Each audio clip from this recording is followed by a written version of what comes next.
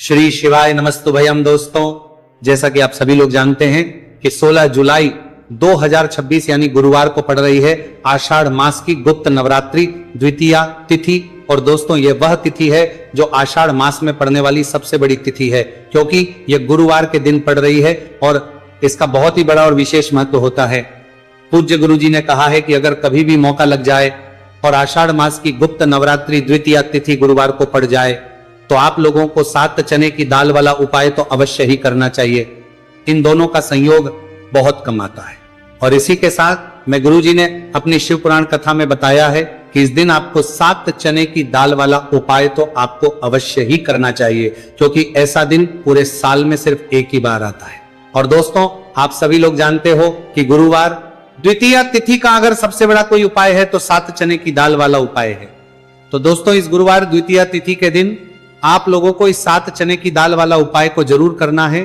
बहुत सारे लोग होंगे जिन लोगों ने इस उपाय को ना किया हो, मतलब पूरा साल निकल गया, उन्होंने किसी भी दिन इस 7 चने की दाल वाला उपाय को ना किया हो। पर दोस्तों, आपके पास एक आखिरी मौका बचा हुआ है, जो कि 16 जुलाई गुरुवार द्वितीया तिथि के दिन है। तो इस दिन आप लोगों को इस वाले उपाय को जरूर कर लेना है।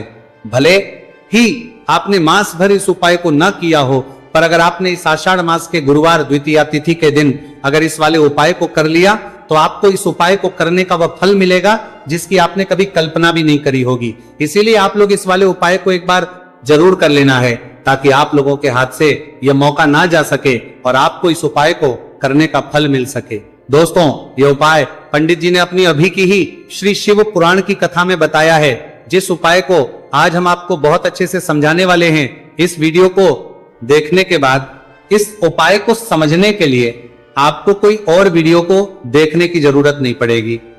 तो चलिए दोस्तों, उपाय को शुरू करते हैं। देखिए, ये इस आषाढ़ मास के गुरुवार द्वितीया तिथि के दिन ये इतना खास होता है, इतना महत्वपूर्ण होता है। देखा गया है कभी कभी बड़े बड़े पूजा पाठ अनुष्ठान से जो मनोकामना नहीं होते, वह आषाढ़ मास के गुरुवार द्वितीया तिथि के दिन एक छोटे से उपाय करने से ही आपकी मनोकामना पूर्ण हो जाती है। और बहुत सारे लोगों ने इस उपाय को किया भी है और उनको इस उपाय करने पर ही वनाहति को करने का फल भी जरूर मिला है। अगर आप लोग भी इस उपाय को करना चाहते हैं तो आप इस उपाय को पहले अच्छे से समझ लेना, सुन लेना, उसके बाद करना। आपको इस उपाय का फल जरूर मिलेगा। और इस उपाय को कर लेने से आपके घर में चाहे किसी भी प्रकार और समस्या क्यों ना चल रही हो, आपको उसका कारण भी नहीं पता है कि भाई ये समस्या किस कारण से चल रही है। उसका कुछ भी कारण हो सकता है, जैसे पितृदोष हो सकता है या किसी भी तरह का मंगल दोष भी हो सकता है। तो इस दिन आप लोगों को ये वाला उपाय कर लेना है। ये एक ऐसा उपाय है जिस उपाय को अगर किसी विशेष दिन पर किया जाए तो भाई उस विशेष दिन का जो है वह तो हमें मिलता ही मिलता है, पर हमने उस दिन पर इस उपाय को है तो हमें उससे भी बड़ा फल मिलता है और फल बहुत जल्दी मिलता है, क्योंकि आप इस उपाय को बहुत ही बड़े और विशेष दिन पर कर रहे हो। तो चलिए अब उपाय के बारे में बात करते हैं, लेकिन उससे पहले आप लोगों को यह जानना आवश्यक है कि आखिर यह उपाय किस समय करना है, किसको करना है और कैसे करना है। तो चलिए हम आगे आपको वीडियो में एक एक करके बता देते हैं। लेकिन उससे पहले अगर आप लोग हमारे चैनल पर पहली बार आए हैं या फिर मेरी आवाज आज पहली बार सुन रहे हैं तो हमारे चैनल को सब्सक्राइब जरूर कर लेना और इस वीडियो को लाइक करके कमेंट बॉक्स में श्री शिवाय नमस्तुभयम ओम नमः शिवाय जरूर टाइप कर देना। तो दोस्तों, इस 7 चने की दाल वाला उपाय को हमें इस गुरुवार द्वितीया तिथि के दिन कैसे करना है, किसको करना है, किस समय करना है और कहां पर करना है, ये सारे सवालों के जवाब आपको इस वीडियो में मिल जाएंगे।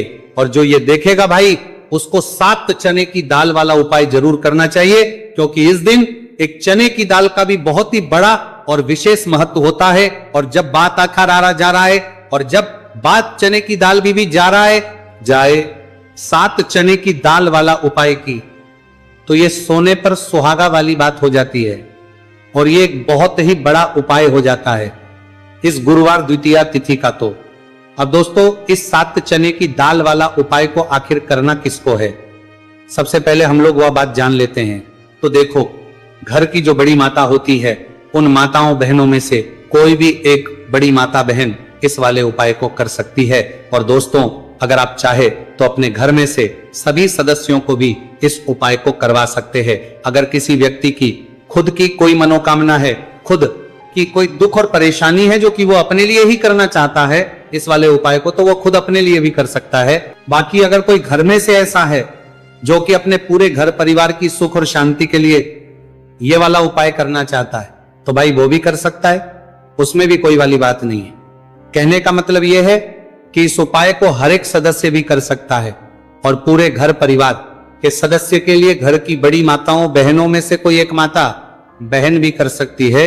माताएं बहनें अगर घर में उपस्थित ना हो या वो यह वाला उपाय ना कर पा रही हो, तो फिर घर का कोई बड़ा सदस्य भी इस 7 चने की दाल वाला उपाय को कर सकता है, चाहे फिर वह पुरुष ही क्यों ना हो, उसमें कोई भी दिक्कत वाली बात नहीं।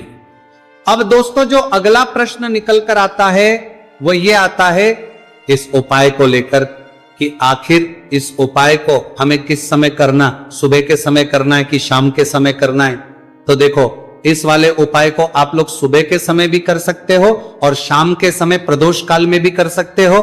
अब अगर आप पूछो कि भाई सबसे उत्तम समय कौन सा रहेगा इस 7 चने की दाल वाला उपाय को करने का, तो हम आपसे बस यही कहेंगे कि इस उपाय को आप सुबह के समय करेंगे तो ज्यादा बेहतर होगा। बाकी अगर प्रदोष काल शाम के समय भी करेंगे तो भी अच्छा होगा, उसमें कोई भी दिक्कत वाली बात नहीं है। तो अब दोस्तों जो अगली सबसे बड़ी और महत्वपूर्ण बात आती है वो ये आती है कि सुबह अगर हम उपाय को करेंगे तो हमें कितने बजे से लेकर कितने बजे तक के बीच में करना है, और शाम के समय प्रदोष काल में करेंगे तो हमें कितने बजे से लेकर कितने बजे के बीच में करना है।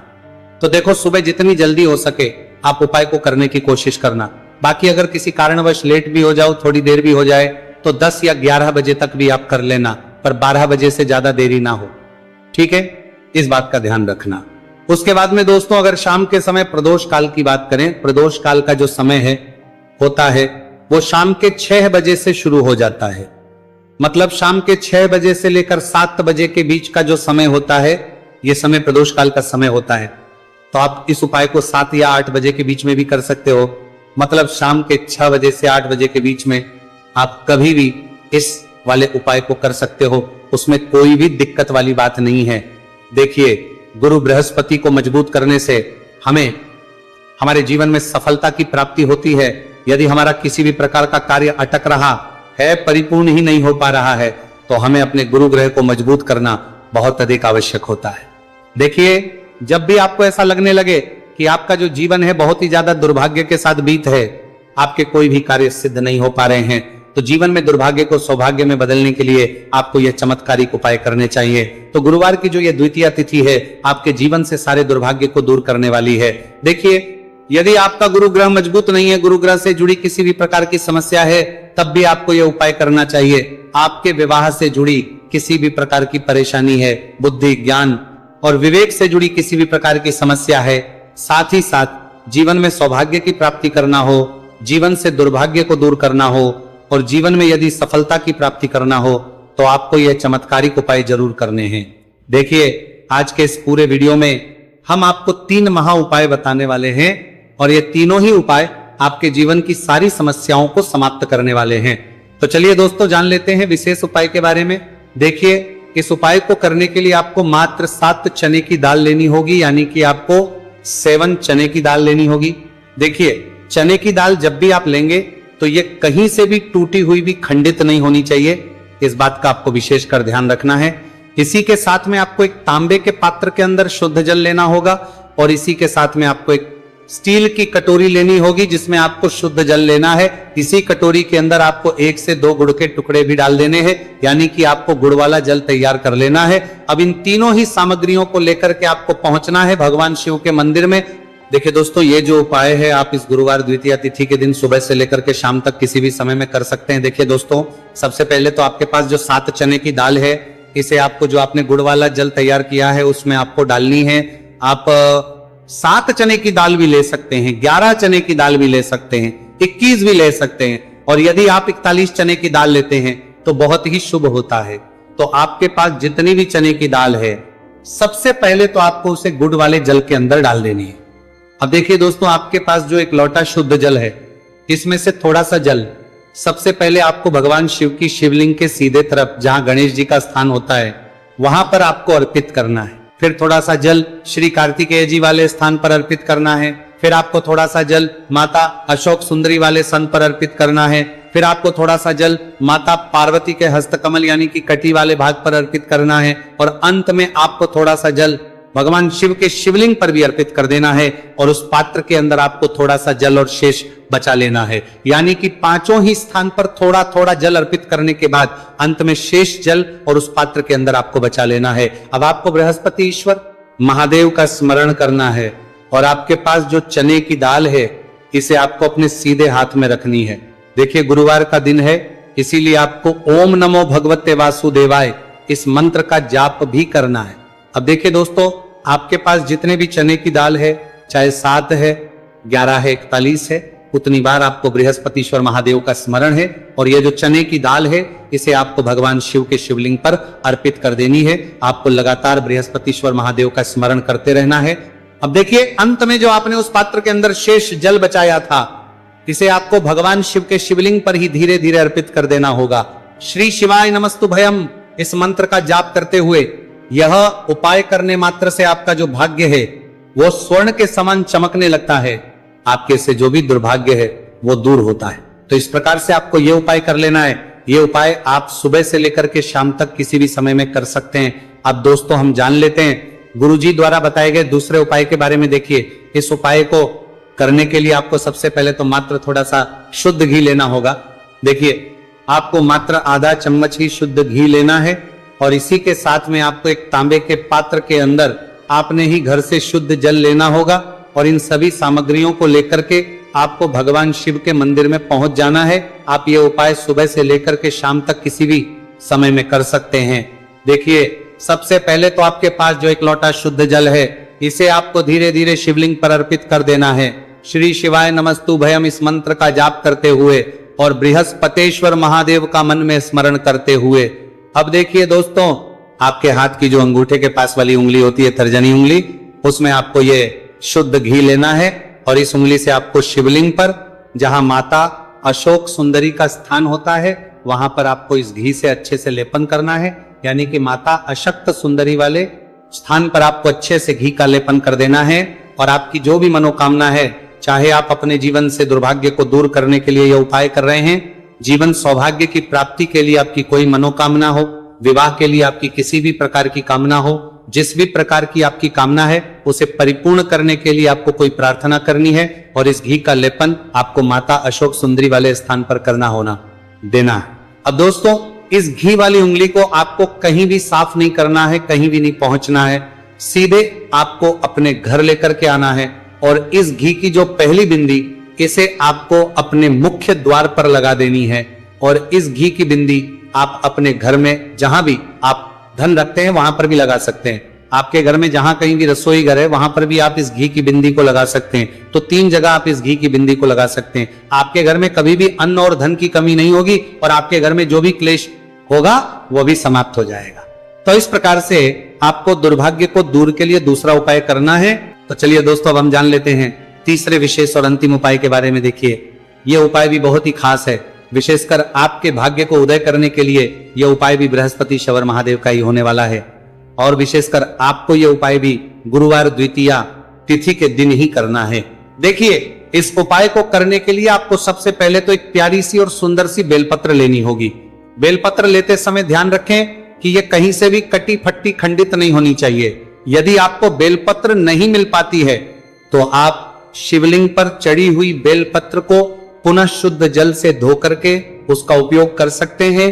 इसी के साथ में आपको एक तांबे के पात्र के अंदर शुद्ध जल लेना होगा। और इसी के साथ में आपको आधा चम्मच या फिर उससे भी कम शहद लेना होगा। अब दोस्तों मात्र ये तीनों ही सामग्रियां लेकर के आपको पहुंचना है भगवान शिव के मंदिर में। मंदिर पहुंच पाने के बाद आप सभी को पता है कि बेलपत्र में 3 पत्तियां होती हैं। और बेलपत्र की जो ये तीनों पत्तियां जिस डंडी से जुड़ी हुई होती हैं उस डंडी पर आपको अपने सीधे हाथ की चींटी उंगली के जो पास वाली उंगली होती है, नामिका उंगली, उससे एक बिंदी लगानी है। यानी कि तीनों पत्तियों को जोड़ने वाली जो डंडी है केवल उसी पर आपको शहद लगानी है। इसके बाद आपको ये जो बेलपत्र है इससे महादेव शिवलिंग पर अर्पित कर देनी है। श्री शिवाय नमस्तुभयम इस मंत्र का जाप करते हुए देखिए बेलपत्र की जो चिकनी साइड है वह शिवलिंग से स्पर्श होगी और इसकी जो डंडी है वह जलाधारी की ओर रहेगी। इस प्रकार से आपको यह बेलपत्री शिवलिंग पर अर्पित करनी है। अब दोस्तों अंत में जो आपके पास एक लोटा शुद्ध जल है, इसे आपको धीरे धीरे शिवलिंग पर अर्पित करना है। श्री शिवाय नमस्तु भयम इस मंत्र का लगातार करते हुए देखिए, यह जल आपको एक विशेष प्रकार से समर्पित करना है। यानी कि यह जल आपको 7 बार में समर्पित करना है। यानी कि थोड़ा सा जल आपको समर्पित करना है, फिर आपको थोड़ी देर रुकना है, फिर आपको थोड़ा सा जल समर्पित करना है, फिर आपको थोड़ा रुकना है। इस प्रकार से आपको थोड़ा थोड़ा जल 7 बार में शिवलिंग पर और करना है। इस प्रकार से आपको एक लोटे जल से ही यह जल समर्पित करना है, लेकिन को थोड़ा थोड़ा जल करके 7 बार में शिवलिंग पर यह जल अर्पित करना है। और आपको लगातार बृहस्पतिश्वर महादेव का स्मरण करते रहना है।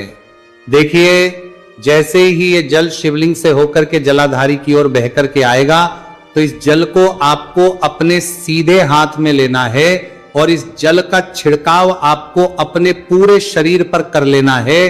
बृहस्पति शवर महादेव का मन में स्मरण करते हुए ये जो उपाय है आपके भाग्य का उदय करता और आपके जीवन से दुर्भाग्य को दूर करता है।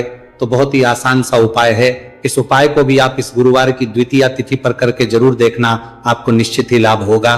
तो दोस्तों, पूरे साल भर इस उपाय को ना किया हो, पर अगर आपने इस मार्गशीर्ष महीने में, तो आपको इस उपाय को करने का वो फल मिलेगा जिसकी आपने कभी कल्पना भी नहीं करी होगी। इसीलिए इस हल्दी दीपक वाले उपाय को एक बार जरूर कर लेना, ताकि आप लोगों के हाथ से यह मौका ना जा सके और आपको इस उपाय को करने का फल मिल सके। दोस्तों, यह उपाय पंडित जी ने अपनी अभी की ही शिव महापुराण की कथा में बताया है, जो इस उपाय को आज हम आपको बहुत अच्छे से समझाने वाले हैं। इस वीडियो को देखने के बाद इस उपाय को समझने के लिए आपको कोई और वीडियो को देखने की जरूरत नहीं पड़ेगी। तो दोस्तों, इस उपाय को आपको कैसे करना है, कब करना है, कहां पर करना है और उपाय को करते समय आपको किन किन गलतियों को नहीं करना है और आपको किन किन बातों का ध्यान रखना है, यह सारी जानकारी हम आपको इस वीडियो में देंगे। तो चलिए भक्तों, उपायों को शुरू करते। अगर आप भी चाहते हैं कि महादेव जी का आशीर्वाद आप पर सदैव बना रहे, तो वीडियो को लाइक करें, चैनल को सब्सक्राइब करें और कमेंट बॉक्स में हर हर महादेव जरूर लिखें। तो दोस्तों, यह थे पूज्य गुरु जी द्वारा बताए गए कुछ बहुत ही खास उपाय। अगर आपको जानकारी अच्छी लगी हो तो वीडियो लाइक करिएगा। मिलते हैं फिर एक नए वीडियो के साथ। श्री शिवाय। पूरे साल भर इस उपाय को ना किया हो, पर अगर आपने इस मार्गशीर्ष महीने में, तो आपको इस उपाय को करने का वो फल मिलेगा जिसकी आपने कभी कल्पना भी नहीं करी होगी। इसीलिए इस हल्दी दीपक वाले उपाय को एक बार जरूर कर लेना, ताकि आप लोगों के हाथ से यह मौका ना जा सके और आपको इस उपाय को करने का फल मिल सके।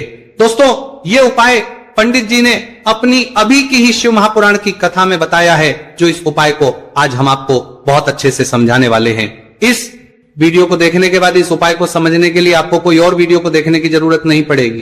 तो दोस्तों, इस उपाय को आपको कैसे करना है, कब करना है, कहां पर करना है और उपाय को करते समय आपको